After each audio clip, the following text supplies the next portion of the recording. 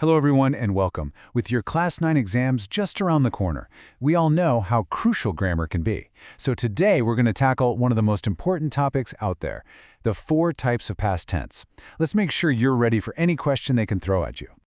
Does this look familiar? You're staring at a sentence with a blank space, you see the verb in brackets, and you're just not 100% sure which tense fits. Don't worry, you are not alone. It's a super common problem, and we're going to clear it all up today.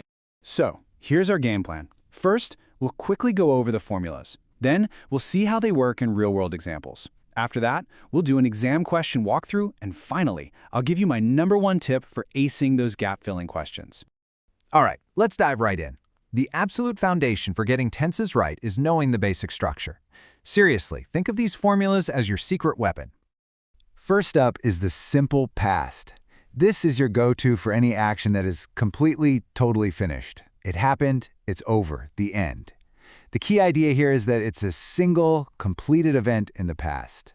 And the formula? It could not be easier. It's just the subject plus the second form of the verb, also known as V2. Like, she wrote the exam. That's it. Simple, right? Next, we have the past continuous. This one's all about an action that was ongoing in the past. It's describing something that was in progress, something that was happening for a stretch of time. So, the rule you've got to remember is this: subject plus was or were, and then the verb with ing at the end. And just a quick reminder, right? We use was for singular subjects like I, he, or she, and were for plural ones like we or they. Now, this one can feel a bit tricky, but it's so useful. The past perfect tense is what you use when you're talking about 2 different events in the past.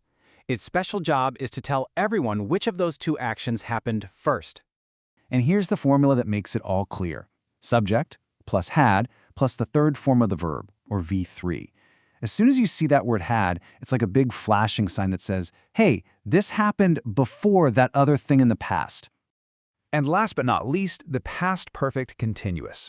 Now this is a lot like the past perfect, but it adds one special ingredient: duration. It tells us that an action was going on for a while before another past event happened. And the rule shows you exactly that. It's the subject plus had been plus the verb ending in ing. This structure is perfect for showing an action that was in progress and then stopped because something else happened. Okay, so we've got the rules down. But let's be honest, rules are kind of useless without real context, right? So let's jump into some examples that you might actually see and use in your school life. Take a look at these simple past examples. The principal announced the exam schedule yesterday. The action is finished and we have that specific time clue, yesterday. Same with the next one. I submitted my science project last week. It's done, it's in the past. Both actions are completely finished. Now, for past continuous, this is where it gets interesting. The first sentence shows 2 things happening at the exact same time. While I was studying, my friends were playing. The second sentence shows the other key use, an ongoing action. The students were writing notes that gets interrupted by something else when the bell rang. See that dynamic? Can you spot the sequence of events here? In that first example, she had already revised the chapter before the teacher started explaining it. What happened first? The revising. The had revised part clearly came before the teacher started. And the second one, we reached the auditorium after the assembly had begun. The assembly starting happened first. The past perfect is just perfect for marking that earlier action. And for our last one, notice the focus on duration. He had been practicing the speech for weeks. That tense really emphasizes how long that practice was going on, right up until the competition. Or in the second one, they were tired because they had been decorating all morning. The decorating was the continuous cause that led to the effect of them being tired. It connects the 2. Okay, theory's over, examples are done. Now it's time for the real deal, putting this knowledge to work just like you will in your exam. This is where we turn rules into marks. Let's do this. Let's tackle these. First, she, the assignment before the teacher arrived. That word, before, is our giant clue. It means 2 things happened. What came first? Completing the assignment. So we need the past perfect, had completed. Next, they, football, when it started raining. Here we have an action in progress, playing football, that got interrupted. That is a textbook case for past continuous, were playing. And the last one is the same pattern. We, television, when the lights went off. The watching was interrupted, so again it's past continuous, were watching. Now let's fix some common errors. Look at the first one. The train already left. This is wrong, because there are two past actions, reaching the station and the train leaving. The train left before I got there. To show that, we have to use past perfect. So it should be, the train had already left.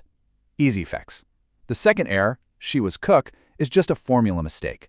Past continuous is was plus verb ing, so it's was cooking. And finally, we was playing. Remember, we is plural, so it needs the plural verb were, not was. It has to be were playing. All right, let's rewrite these. I study when he called me. Again, classic interrupted action. The studying was happening when the phone rang, so we need to make it past continuous. I was studying. And for the second one, notice the duration clue, since morning, that leads up to another past event, the manager arrived. That is the perfect job for the past perfect continuous. He had been working. We have covered so much ground, but before we wrap up, I want to leave you with one simple, super powerful strategy that you can use every single time you see a gap-filling question in your exam. Here it is, a simple 3-step process. Step 1, hunt for time clues. Words like before, after, when, while, these are your best friends.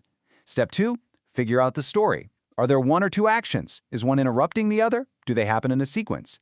And finally, step 3, match the story to the formula. Based on that relationship you just found, pick the tense rule that fits. See? It's a logical puzzle, not a guessing game. So, if you remember one thing from today, let it be this.